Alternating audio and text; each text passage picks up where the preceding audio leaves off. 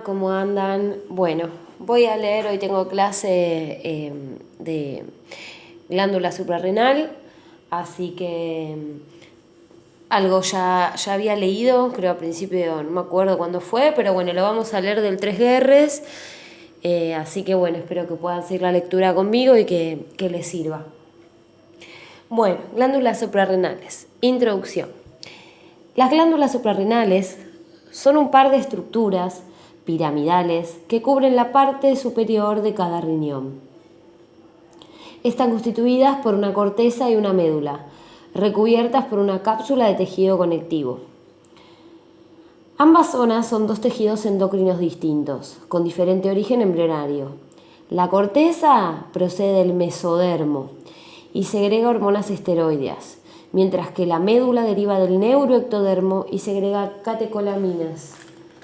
¿Se acuerdan, no? De esto, acá hay un dibujito. Acá está la glándula suprarrenal. Tenemos todo lo que es la corteza, ¿sí? Todo esto, que esto es la cápsula en realidad, toda la corteza y la médula. Entonces la médula es de origen neuroectodérmico y todo lo que es la corteza deriva del mesodermo, ¿sí? Bueno. La corteza, a su vez, se encuentra dividida en tres capas. La capa glomerular, cuyo principal producto de secreción es la aldosterona. La capa fascicular, que va a sintetizar cortisol, y en menor proporción andrógenos. Y la capa reticular, que es la más interna de todas, segrega andrógenos y en menor cantidad también un poquito de cortisol. Entonces acá hay un dibujito que hice yo para el TP. Si uno hace un corte, ¿sí? Acá la estaríamos viendo como de frente, digamos, a la glándula. Todo lo amarillo yo lo representé con lo que sería la corteza y lo de adentro es la médula. Acordémonos que la corteza es medio amarillita porque tiene mucha cantidad de grasa, o sea, de colesterol, porque de ahí se van a sintetizar la mayoría de las hormonas. Entonces ahora si hago un corte, tengo los lo que es la capa, la capa glomerular va a sintetizar los mineralocorticoides, principalmente la aldosterona. La capa, me hago lío yo siempre con el nombre de las capitas, fascicular es esta, de fascículos. Bueno, la capa fascicular va a segregar glucocorticoides, principalmente cortisol y en menor medida andrógenos. Y la capa más interna es la que va a sintetizar andrógenos, que es la capa reticular. Si no me equivoco, sí, reticular, la capa reticular. Bien, bueno, y lo mismo lo tenemos acá. La zona glomerular es la más externa, la zona del medio es la que hace glucocorticoides, ¿sí? Que sería la zona fascicular, y la zona reticular es la que va a hacer andrógenos, ¿sí? Bien. La aldosterona controla el metabolismo hidroelectrolítico y su secreción depende fundamentalmente, esto después lo vamos a ver bien, pero vamos a ver las generalidades del libro. Entonces, la aldosterona va a controlar el movimiento hidroelectrolítico y su secreción depende fundamentalmente del sistema renina-angiotensina y de los niveles plasmáticos de potasio. Entonces, esta secreción de aldosterona, fundamentalmente, en realidad, creo que el principal estímulo va a ser la renina. Y en menor medida la adrenocorticotrofina, que ya después vamos a ver. Yo había hecho un resumencito, déjenme ver. Sí, acá está, que es después de este libro. Esta secreción de aldosterona, el mayor estímulo, el más potente para segregar aldosterona en la corteza suprarrenal. Esto se supone que es que es la glándula suprarrenal. Entonces, el principal estímulo es la angiotensina 2, que va a venir del sistema renina-angiotensina-aldosterona. El segundo estímulo más importante para segregar aldosterona va a ser los niveles plasmáticos de sodio y potasio, lo que se vaya sensando. Y tercero va a ser la adrenocorticotrofina. Entonces, no nos creamos que porque la La hipófisis es la que manda adrenocorticotrofina, y adrenocorticotrofina estimula la síntesis de mineralocorticoides, va a ser el principal estímulo. No, el principal estímulo va a ser la angiotensina 2, ¿sí? A través de la renina y la caída de la tensión arterial. Bueno, entonces, seguimos. Les recuerdo que estoy leyendo del 3Rs, no sé si les dije. Bueno, entonces nos quedamos en que la secreción de aldosterona por la capa glomerular va a depender fundamentalmente del sistema renina-angiotensina y de los niveles plasmáticos de potasio. El cortisol y los andrógenos van a estar regulados por la adrenocorticotrofina hipofisaria, principalmente, y por último las catecolaminas de la médula, por ejemplo, ya vamos a la parte de la médula, están reguladas por la actividad del sistema nervioso simpático. Entonces, la actividad de la médula suprarrenal va a estar gobernada por el sistema nervioso simpático principalmente. Bien, que ya vamos a ver todo lo que es adrenalina, noradrenalina y demás. Las glándulas suprarrenales son esenciales para la supervivencia. Sin ellas, las alteraciones del metabolismo hidroelectrolítico y de los carbohidratos producirían la muerte o un colapso circulatorio o un coma hipoglucémico. Ya vamos a ver por qué. Si yo capaz primero lo que es el tema de la regulación arterial. Si no está bien regulada la tensión arterial, caput. Y lo mismo, por ejemplo, ante la falta de hidratos, mediante el cortisol y todo, poder hacer una gluconeogénesis. Si yo no tengo manera de fabricar glucosa, estoy al horno. Entonces, el cortisol va a ser importante en esto y si no tenés cortisol, también derivan muchos problemas. Bien, la sangre arterial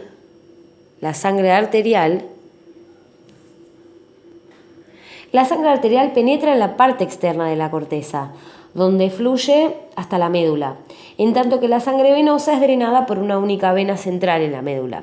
Por lo tanto, la sangre periférica que llega a la glándula suprarrenal atraviesa la corteza y lleva los productos de su secreción a la médula antes de llegar a la vena central. La secreción de la corteza influye sobre la biosíntesis de hormona de la médula. Y la médula, a su vez, también modula la biosíntesis de los esteroides corticales, fundamentalmente en la zona reticular. O sea, esto nos está diciendo que la médula, a su vez, modula también qué es lo que se va a fabricar en la corteza, y especialmente la zona glomerular. Esta asociación anatómica entre médula y corteza representa la evolución hacia una unidad funcional de la glándula. La secreción de catecolaminas por la médula aumenta en respuesta ante una situación de emergencia, y las catecolaminas actúan rápidamente para mantener la homeostasis, y esta reacción se complementa con la activación de la corteza, que amplifica el efecto de las catecolaminas, ¿sí? Vamos a poner un poquito ahí. Bien. Ahora bien, vamos con los esteroides suprarrenales, ¿sí? Vamos a ver cómo se fabrican estos esteroides, que obviamente van a estar en la corteza. Bueno, y para eso tengo un pequeño grafiquito. Bien, el precursor de todas las hormonas esteroideas va a ser el colesterol, ¿sí? Esto es importantísimo. Aunque las células suprarrenales son capaces de sintetizar colesterol, la mayor parte del colesterol viene del plasma, en donde circula en forma de ésteres, ligados a las proteínas de baja densidad, por ejemplo, a la LDL. La unión de las LDL a sus receptores específicos en la célula suprarrenal hace que el colesterol penetre al interior de las células por endocitosis. Entonces, LDL por la sangre me trae al colesterol. Una vez que hace contacto con el receptor en la corteza suprarrenal, entra a la célula por endocitosis. La mayor parte del colesterol se almacena en gotas lipídicas en forma de ésteres, de donde posteriormente podrá ser liberado para ser usado como sustrato, mientras que otra parte se va a hidrolizar, dando como resultado colesterol libre. Las enzimas que intervienen en la síntesis de los esteroides pertenecen a la síntesis de las familias oxidativas del citocromo P450, o también les podemos llamar CYP, ¿Estamos? Entonces todas estas enzimas que van a intervenir en la síntesis de esteroides van a ser las de la familia del citocromo P450 o CYP, que reducen el oxígeno con electrones donados por el NADPH. Entonces van a reducir el oxígeno con electrones donados por el NADPH.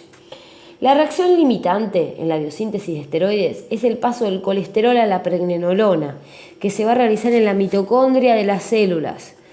Entonces el paso limitante es poder, una vez que yo tengo colesterol, transformarlo en pregnenolona. El transporte de colesterol a la mitocondria parece llevarse a cabo por distintos transportadores, entre los cuales se destaca una proteína mitocondrial denominada STAR. Steroidogenic Acute Regulatory Protein, proteína de regulación aguda de la esteroidogénesis, cuya síntesis aumenta la estimulación junto con la CTH.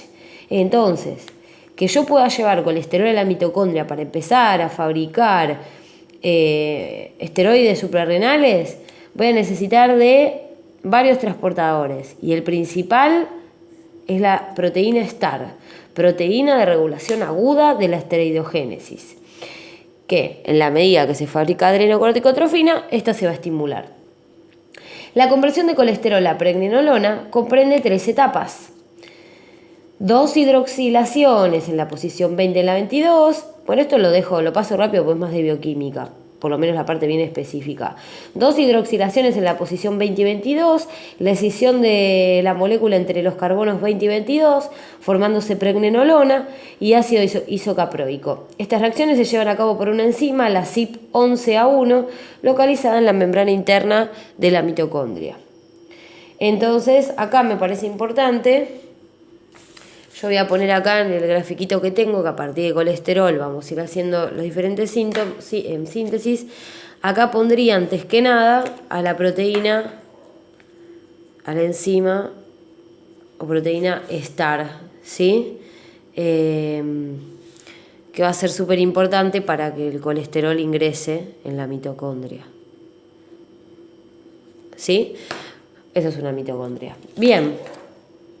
La pregnenolona vamos a poner ahí, la pregnenolona es extraída rápidamente de la mitocondria y va a ser modificada secuencialmente para dar lugar a los distintos esteroides, ¿sí? Entonces acá nos quedamos con que el paso limitante es colesterol a pregnenolona.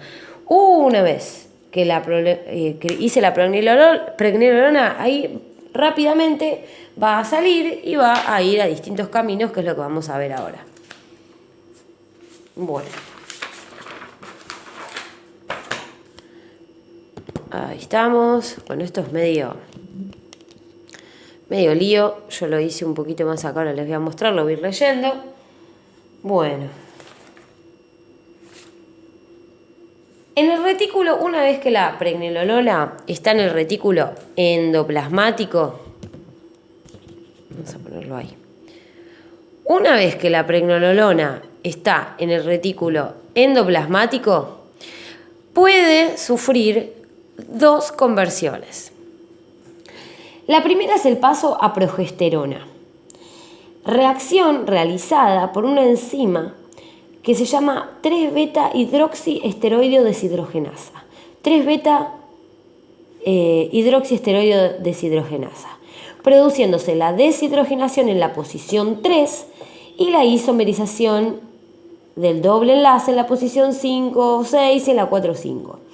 Entonces, la progesterona, mediante la acción de la CYP21A2, la 21 hidroxilasa, se transforma en 11-desoxicorticoesterona.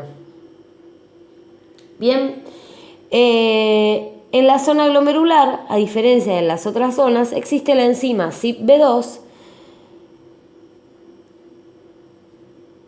Estaba pensando en algo, con 3 actividades: 11-hidroxilasa, 18-hidroxilasa y 18-oxidasa, por lo que a partir de la 11-desoxicorticoesterona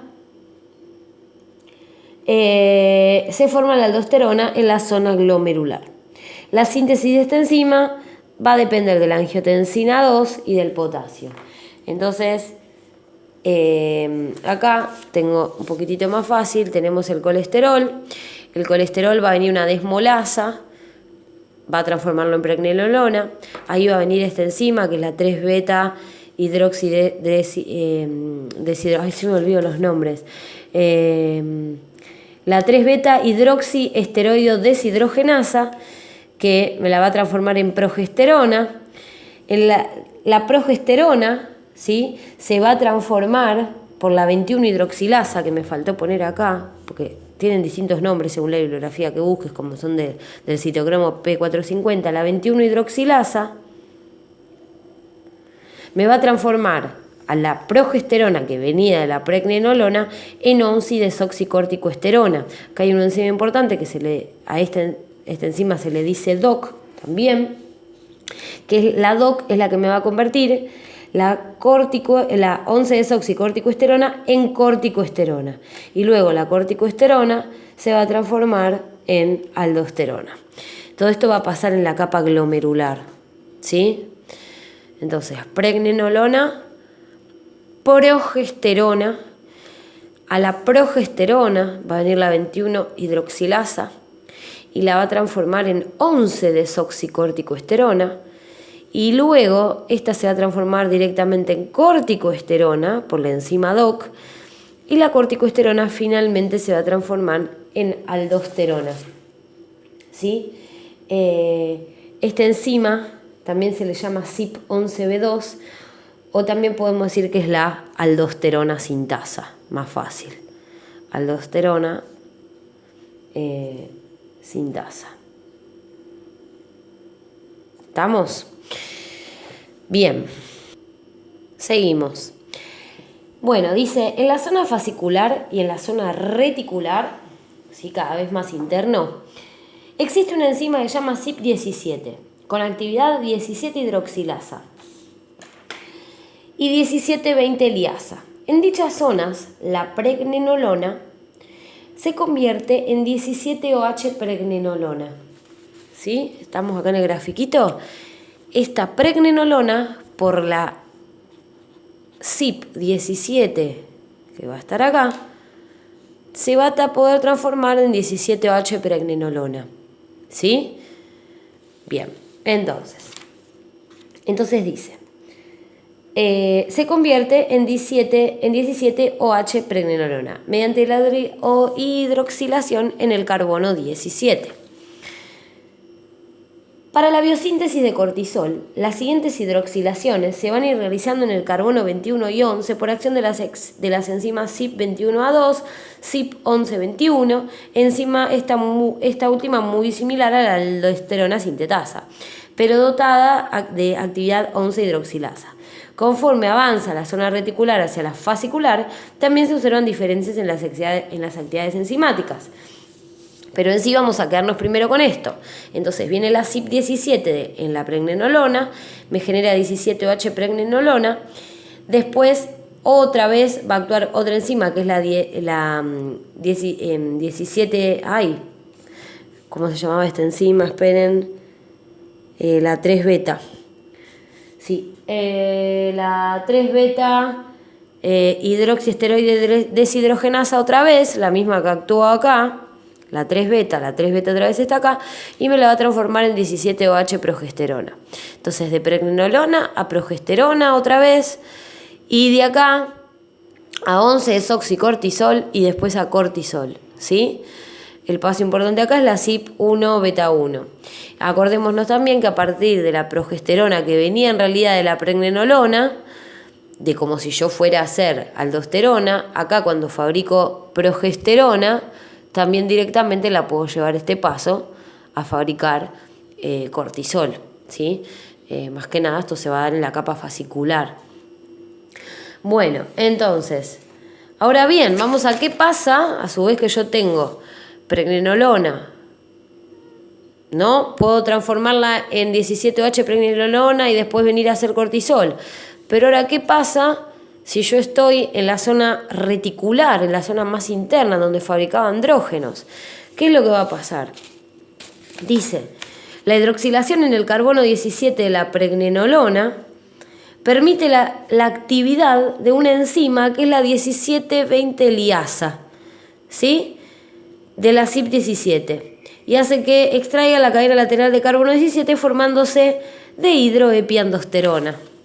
Entonces, que yo ahora la tenga hidroxilada me va a permitir que pueda actuar una 17-20 liasa, que lo que va a hacer es fabricarme de hidroepiandrosterona. Como la capa reticular tiene menor actividad de la enzima 3-beta, que es la que me va a generar progesterona, ¿sí? Acá la 3-beta es la que me fabrica progesterona. Como acá no la tengo en la zona reticular, tiene menor actividad. Las principales esteroides que sintetiza van a ser la de hidroepiandosterona y su sulfato, debido a que la enzima de hidroepiandosterona sulfotransferasa que no se encuentra en la zona fascicular. Bueno, bien, entonces tenemos un poquito lo más importante, que es cómo se fabrica aldosterona y cómo se fabrica cortisol. Colesterol, rápido, repasamos. Viene la proteína STAR, hace que ingrese el colesterol a la mitocondria. Una vez que ingresó y se fabricó pregnenolona, sale rápido de la mitocondria y va a haber una cierta cantidad de pasos que van a ser los siguientes. De pregnenolona voy a progesterona, de progesterona hago 11-desoxicorticoesterona, viene la enzima DOC, me hace corticoesterona y voy a tener aldosterona. A su vez, si actúa la enzima CYP17 o la 17-alfa hidroxilasa, es lo mismo, va a generar 17-OH pregnenolona. Esto se va a ir a 17-OH progesterona. De ahí vamos a 11-desoxicortisol y del 11-desoxicortisol vamos a fabricar cortisol. Esto va a pasar en la capa fascicular. Y a su vez, al tener hidroxilada en el carbono 17, va a poder actuar una 17-20 liasa, ¿sí? Tanto en zona reticular como fascicular, en las dos, aunque en mayor medida en la reticular, y voy a formar androstendiona a partir de hidroepiandosterona. Una vez que tengo androstendiona, ¿sí? Esto ya en las gónadas van a darse otros pasos, ¿sí? Va a transformarse en testosterona, puede venir la enzima aromatasa y fabricar estrógenos, pero eso se verá después. Bueno, ¿cuál es el control en esta esteroideogénesis? Dice lo siguiente: la adrenocorticotrofina va a ser la principal hormona estimulante de la esteroideogénesis en las zonas más internas de la corteza suprarrenal.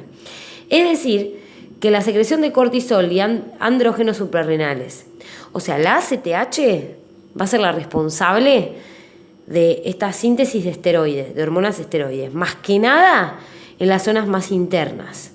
Como les decía antes, en la zona glomerular, que es la más externa, el protagonismo lo va a tener más lo que es el angiotensina 2. Hoy, a ver, vamos a poner acá. Ahí.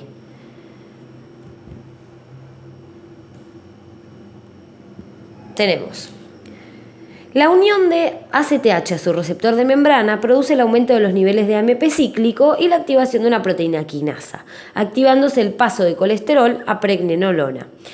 Al ser la reacción limitante, acordémonos, una vez que se ha sintetizado la pregnenolona, los pasos restantes se pueden realizar sin la intervención de ACTH.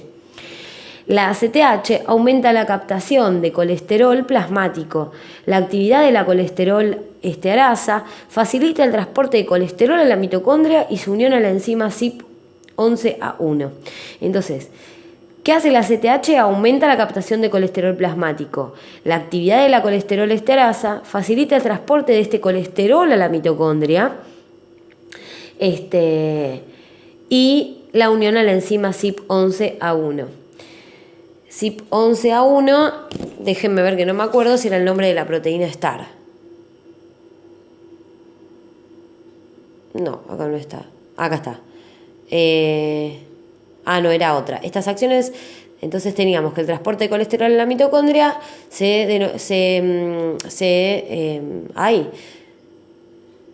se destaca la proteína STAR, ¿no?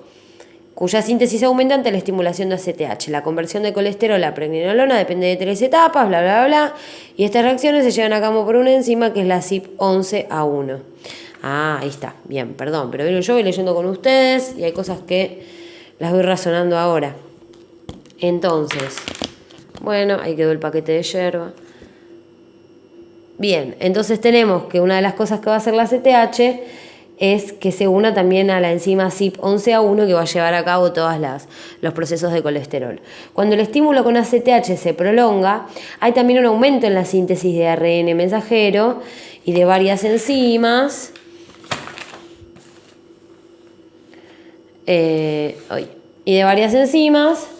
Y bueno, en fin, la estimulación crónica con ACTH induce hipertrofia celular, lo que da lugar a un aumento funcional de la glándula suprarrenal, lo cual puede llegar a secretar 20 veces mayor cantidad de cortisol que en una situación basal. Entonces, bueno, si vos estimulas crónicamente a la glándula, va a haber una hipertrofia celular que puede llegar a secretar, por ejemplo, cortisol 20 veces más. Bien, en la zona glomerular, la adrenocorticotrofina estimula la síntesis de aldosterona, aumentando los niveles de AMP cíclico y estimulando el paso a colesterol. Sin embargo, yo voy apurándome porque termina el tiempo del video. Acá tenemos que el principal factor estimulante de la síntesis de aldosterona es la angiotensina 2, lo que les dije antes. Hay más receptores para angiotensina 2 en esta zona y su número es mucho más elevado que en las otras zonas. Por ahora paso, porque quiero terminar esto es el concepto importante. Y después, que la síntesis de andrógenos suprarrenales, los andrógenos suprarrenales por la capa fascicular y la reticular, al igual que ocurre con el cortisol, va a depender de la ACTH hipofisaria. Entonces, estos sí dependen, el cortisol y los andrógenos de la ACTH. Para la aldosterona no dependemos de ACTH. El estímulo obviamente que va a importar, pero el estímulo más importante es la angiotensina 2. En la zona reticular existe una menor actividad de 11-hidroxilasa que en las otras zonas, ¿sí? Por lo que hace que se sintetice mayor proporción de andrógenos, no vamos a poder hacer progesterona. Entre los factores que inhiben la actividad de la 11-hidroxilasa se encuentran el cortisol y la adrenalina. Es así que en la zona reticular, al encontrarse sometida a mayores concentraciones de estas hormonas que las otras dos capas, va a sintetizar fundamentalmente DHA, sulfato de hidroepiandrosterona y en menor proporción androstendiona. Bien, finalizamos esta primera parte, espero que haya quedado más o menos. Haciendo un repasito entonces, tenemos las partes que habíamos visto. Tenemos la zona glomerular donde hacemos mineralocorticoides, la zona fascicular, donde hacemos glucocorticoides, y la zona de andrógenos, que es la zona reticular donde vamos a hacer fundamentalmente andrógenos, y en la zona medular las catecolaminas. Y lo otro que vimos un poco es la síntesis de estos esteroides suprarrenales. ¿Estamos?